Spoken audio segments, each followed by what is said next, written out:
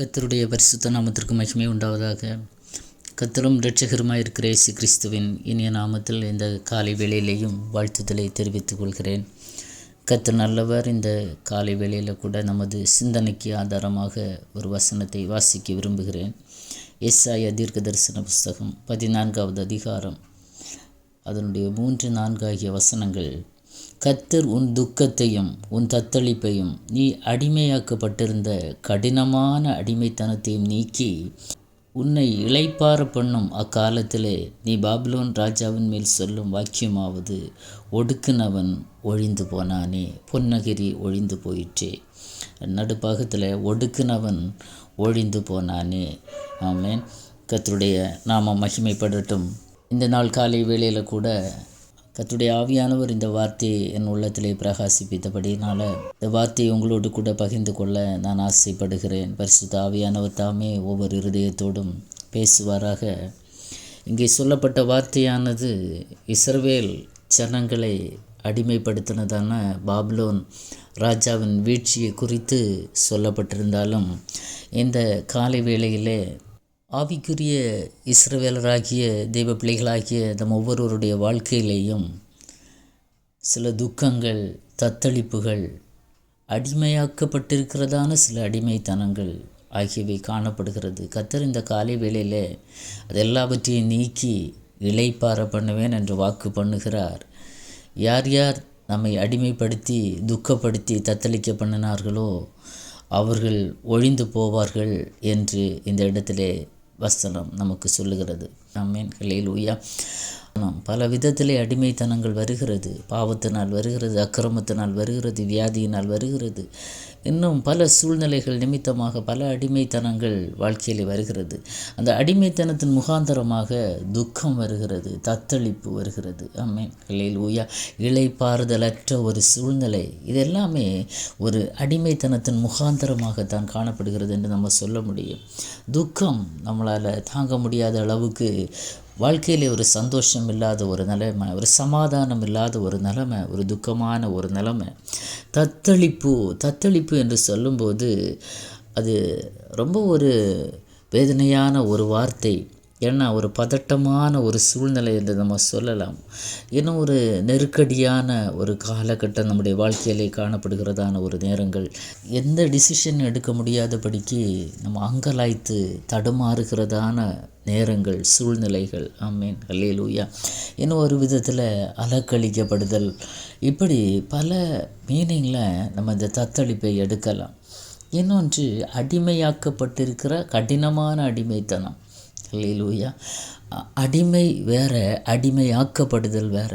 சிலர் சொல்லுவாங்க, அன்புக்கு நான் அடிமையாக இருப்பேன் என்று. ஆமென். ஹல்லேலூயா. ஆனால் சிலரை அடிமையாக்கி வைத்திருப்பாங்க. இப்படி தான் இருக்கணும், இதை தான் செய்யணும். வீட்டுக்குள்ளே அடிமைத்தனம். புருஷனுக்கு மனைவி அடிமையாக இருக்கிற எத்தனையோ குடும்பங்கள் இருக்கிறாங்க.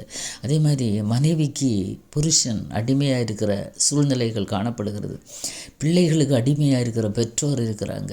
இப்படி பல சூழ்நிலையில் மருமகள் மாமியாருக்கு அடிமையாக இருக்கிற சூழ்நிலை. அது மாதிரி சில மருமகள்கள் மாமியாரை அடிமையாக்கி வைத்திருக்கிற அனுபவங்கள். இப்படி அடிமை ஆக்கப்படுவது வேற, அடிமையாக இருப்பது வேற. ஆமென். ஹல்லேலூயா.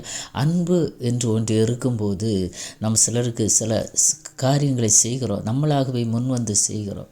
அது அடிமையாக்கப்படுவதல்ல, அது உண்மையிலே அன்பு நிமித்தமாக செய்கிறதான சில செயல்கள். ஆமென். ஹல்லேலூயா. ஆனால் அடிமை ஆக்கப்படுவது என்பது கட்டாயமாக இதை செய்ய வேண்டும் என்று ஒரு மனிதனை அல்லது ஒரு மனுஷியை ஃபோர்ஸ் பண்ணுவது. இது இப்படி தான் இருக்கணும். ஏன்னா உட்காரணும், எழும்புனா எழும்பணும், அது செய்யணும். ரொம்ப கொடுமைப்படுத்துகிறதான ஒரு அனுபவம் தான் அடிமையாக்கப்பட்டிருக்கிற அனுபவம். இந்த காலை வேளையில் கர்த்தர் இந்த அடிமைத்தனங்கள் இருந்து ஒரு தேவ பிள்ளையை விடுதலையாக்க அவர் விரும்புகிறார். ஆமென். இஸ்ரவேல் ஜனங்கள் எகிப்தின் அடிமைத்தனத்தில் இருந்தபோது அவங்க விட்ட பெருமூச்சின் சத்தத்தை கர்த்தர் கேட்டு என்ன செய்தாராம்? உடன்படிக்கையை கர்த்தர் நினைவு கூர்ந்தாராம். தெய்வ பிள்ளைகளே, இந்த காலை வேளையில் இப்பேற்பட்ட அனுபவம் வாழ்க்கையில் இருக்குன்னா தேவ சமூகத்திலே கண்ணீர் விட்டு பெருமூச்சு விட்டு நம்முடைய முறையிடுதல், நம்முடைய வேண்டுதல், நம்முடைய அழுகையின் சத்தம், நம்முடைய கண்ணீர் எல்லாமே கர்த்தருடைய சமூகத்தில் போய் எட்டுமானால் கர்த்தர் நம்மோடு பண்ணின உடன்படிக்கையை அவர் நினைவு கூறுகிற கர்த்தர். ஆமென், ஹல்லேலூயா. இஸ்ரவேல் ஜனங்களை எகிப்தின் அடிமைத்தனத்திலிருந்து விடுவித்தார்னா இந்த காலை வேளையில் ஆமென், ஹல்லேலூயா, உங்கள் துக்கத்தையும் உங்கள் தத்தளிப்பையும் அடிமை ஆக்கப்பட்டிருக்கிற அந்த அடிமைத்தனத்தையும் கர்த்தர் நீக்க வல்லமை உள்ளவராயிருக்கிறார். ஆமென். அந்த ஏசாயா 14:4 நடுப்பகுதியில் ஒடுக்கினவன் ஒழிந்து போனானே. ஒரு தேவ பிள்ளையை ஒடுக்கினவன் யாராக இருந்தாலும் ஆமென், ஹல்லேலூயா, எந்த சூழ்நிலையில் எப்பேற்பட்ட மனிதர்களால் ஒடுக்கப்பட்டு நிந்திக்கப்பட்டு அவமதிக்கப்பட்டு இன்றைக்கு தத்தளித்து கொண்டிருக்கிறீங்க, எதுவுமே செய்ய முடியல, இதிலிருந்து எப்படி வெளியே வருவேன் என்று ஒருவேளை ஏக்கத்தோடு இருக்கிறீங்கன்னா கர்த்தர் சொல்லுகிறதான ஒரு வார்த்தை, ஒடுக்கினவன் ஒழிந்து போவான். ஆமென், ஹல்லேலூயா. கர்த்தர் கட்டுண்டவர்களை விடுதலையாக்குகிற தேவன். சங்கீதங்களின் புஸ்தகத்தில் நம்ம பார்க்கும்போது 102வது சங்கீதம் 19வது வசனம் என்று நினைக்கிறேன். கட்டுண்டவர்களின் பெருமூச்சை கேட்க என் தேவன் பரலோகத்திலிருந்து பார்க்கிற தேவன். ஆமென், ஹல்லேலூயா. இன்னும் 146வது சங்கீதம் 7வது வசனத்தில் பார்த்தீங்கன்னா, ஒடுக்கப்பட்டவர்களுக்கு கர்த்தர் நியாயம் செய்கிற தேவன். ஆமென், ஹல்லேலூயா. கட்டுண்டவர்களை கர்த்தர் விடுதலையாக்குகிற தேவன். ஹல்லேலூயா. ஆகவே தேவ பிள்ளைகளை இந்த காலை வேளையில் இப்பேற்பட்ட அனுபவம் ரொம்ப வேதனைப்பட்டு நொறுங்கி இந்த வருஷத்தின் கடைசியில் என் சூழ்நிலை இப்படி இருக்கிறதே, இப்படி ஆகிவிட்டதே, இதிலிருந்து நான் எப்படி வெளியே வருவேன், யார் என்னை விடுதலையாக்குவார் என்று ஏக்கத்தோடு இருக்கிறீங்கன்னா கர்த்தரை நோக்கி முறையிடுங்க. தேவ சமூகத்தில் பெருமூச்சு விட்டு அழுங்க. ஆண்டவரே, என்னுடைய இந்த நிர்பந்தமான சூழ்நிலை, நான் எதுவுமே செய்ய முடியாத அளவுக்கு அடிமைப்பட்டு இருக்கிறேன், அந்த அடிமைத்தனத்திற்குள்ளே நான் தத்தளித்து கொண்டிருக்கிறேன், துக்கம் நிறைந்தவனாக நான் காணப்படுகிறேன். ஆண்டவரே, இதிலிருந்து என்னை விடுவியும் என்று தேவ சமூகத்தில் நாம் மன்றாடும்போது, பெருமூச்சு விட்டு அழும்போது அல்லது முறையிடும்போது பரலோகத்தில் இருக்கிற தேவன் கேட்டு ஆமென், ஹல்லேலூயா, நமக்கு விடுதலையை தருகிற தேவன். அன்றைக்கு இஸ்ரவேல் ஜனங்களுக்கு எழுத்தின்படி கர்த்தர் ஒரு விடுதலையை கொடுத்தாருன்னா, ஆவிக்குரிய தேவ பிள்ளைகளே, இயேசுவின் இரத்தத்தால் மீட்கப்பட்ட தேவ பிள்ளைகளுக்கு கர்த்தர் இரக்கம் செய்யாமல் இருப்பாரோ? அவர் இரக்கம் உள்ள தேவன், அவர் இரக்கம் செய்கிற தேவன். ஆமென், ஹல்லேலூயா. உங்களை ஒடுக்கினவன் ஒழிந்து போவான். ஆமென், ஹல்லேலூயா. ஒடுக்கினவன் ஒழிந்து போவான். ஆமென். எரேமியா தீர்க்க தரிசன புஸ்தகம் 30வது அதிகாரம் 10வது வசனத்தில் கர்த்தர் ஒரு வாக்குத்தத்தத்தை தருகிறார். என் தாசனாகிய யாக்கோபே, நீ பயப்படாதே, இஸ்ரவேலே கலங்காதே என்று கர்த்தர் சொல்லுகிறார்.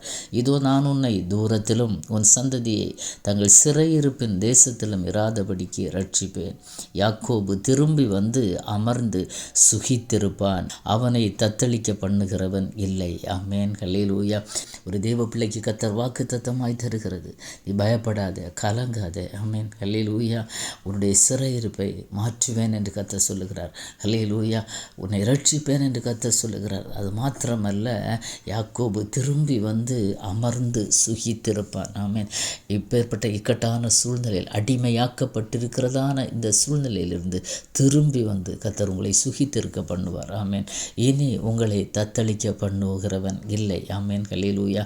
இனி யாக்கோபை அல்லது இஸ்ரவேலை அல்லது கர்த்தரால் ரட்சிக்கப்பட்ட ஒரு தேவ பிள்ளையை தத்தளிக்க பண்ணுகிறவன் இல்லை. ஆமென். அவன் ஒழிந்து போவான். ஆமென், ஹல்லேலூயா. எத்தனை பேரால் விசுவாசிக்க முடிகிறது இந்த காலை வேளையில்? நீங்கள் அந்த அடிமைத்தனத்திலிருந்து திரும்பி வந்து அமர்ந்து சுகித்திருப்பீங்க.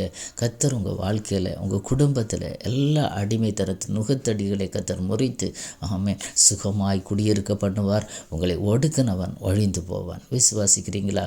கண்களை மூடி ஜெபிப்போமா?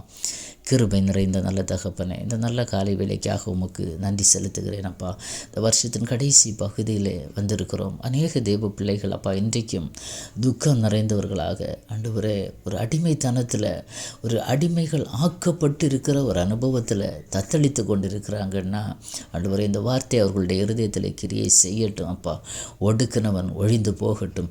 யாக்கோபு திரும்பி வந்து அமர்ந்து சுகித்திருப்பான் என்ற வார்த்தையின்படி இந்த பிள்ளைகள் இந்த அடிமைத்தனத்திலிருந்து திரும்பி வந்து வாழ்க்கையிலே சந்தோஷமும் மனமகிழ்ச்சியுமாய் காணப்பட கர்த்தர் உதவி செய்யுங்க அப்பா.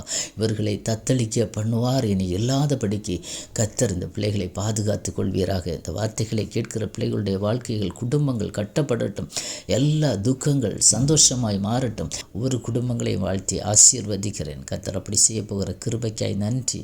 கர்த்தர் மாத்திரம் மகிமைப்படுவீராக. உம்முடைய வார்த்தை ஒவ்வொரு இருதயங்களிலும் கிரியை செய்யட்டும். ஆசீர்வதியும். இயேசுவின் மூலம் ஜெபத்தை கேளும் ஜீவனுள்ள நல்ல பிதாவே. ஆமேன், ஆமேன். God bless you.